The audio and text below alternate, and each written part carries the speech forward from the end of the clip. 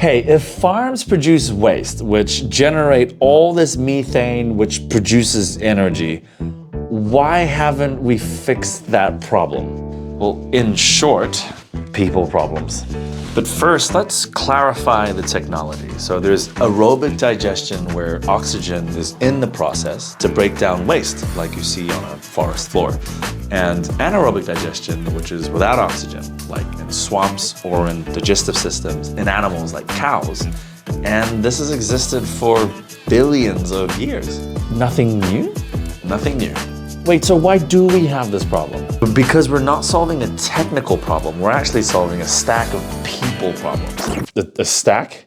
Also, communities are terrified of the smell, and we suffer from NIMBY, which is not in my backyard, and risk losing property values. Well, that sounds valid. Jono, what do you put on your crops? Oh, slurry. And what's that made of? Literal shit. How long does that stay for? Days. Wait. Are you saying that the organic fertilizer that comes from anaerobic digestion smells less than what farmers are already doing? Yes. And anaerobic digestion eats up the volatile, stinky compounds that create methane, which is captured and used for biogas for energy generation. But it still smells bad though. Yeah, but a lot less, and swaps out the stinkier slurry for organic fertilizer while creating biogas for energy, and with the right tech creates things like biochar, which we'll create in another video. So again, why is this not a thing? I'll continue with the people problems. Okay, farmers next. We're asking them to change. Okay, but what isn't being said is if something goes wrong, who will the community blame first? Farmers. Who are the environmentalists blaming for agricultural emissions? Farmers. And for extracting and polluting lakes and rivers? Farmers? Well, they get a lot of shit.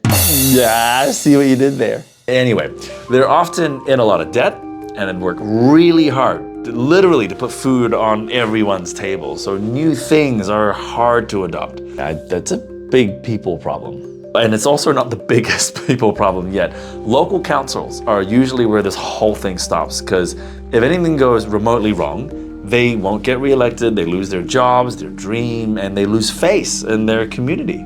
Oh, when you put it that way. Yeah, they're essentially being asked to take on a systemic risk. So it's political, technical, financial risk for something that they actually didn't design. A lot of these politicians aren't chemical engineers. And we gotta talk about the fossil fuel lobbies. With all of those risk factors that we just talked about, they don't even have to put out misinformation campaigns. They just pour a little diesel on that fire and just watch the whole thing grind to a halt. I see what you mean by a stack of people problems. All sustainability problems are people problems, and that's why empathy is the key to making any of this change. Share this video? Yeah, sure.